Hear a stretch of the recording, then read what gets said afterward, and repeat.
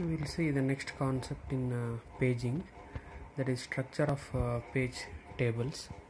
So there are majorly three types of page table structures we normally come across. First one is hierarchical paging. So in hierarchical paging, so if we know that process normally we represent in memory as pages, set of pages, correct? So every process whenever it is want to be executed, so it will be represented in the form of a pages.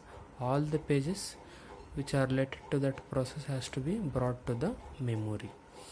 Okay, so if the number of pages are more in the page table, then it would be very difficult to access all those pages.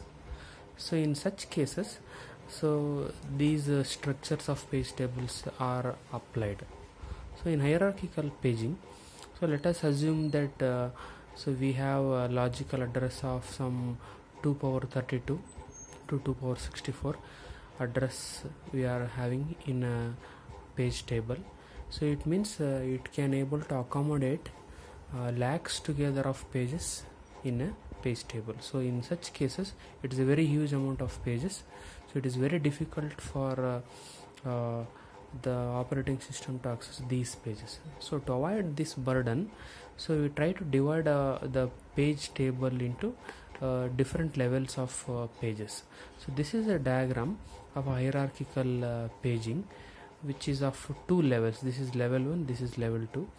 So that's why hierarchical paging is also referred as two-level paging scheme. So in this case, we'll take a small example to explain how an hierarchical paging will actually work. So assume that we have some 100 pages in our page table. Assume that the 100 pages are big enough. Okay, in such cases we will try to divide this 100 pages into two different pages, outer page and inner pages. So outer page contains pages like 1, 26, 51, 17. Now the page 1 contains 25 sub pages like this, 1, 2, 3, 4, etc. 25. Similarly, page 26 contains another 25 sub pages. Like that it has been divided. All the 100 pages are divided, and each of these sub pages are having certain frames in your main memory or physical memory.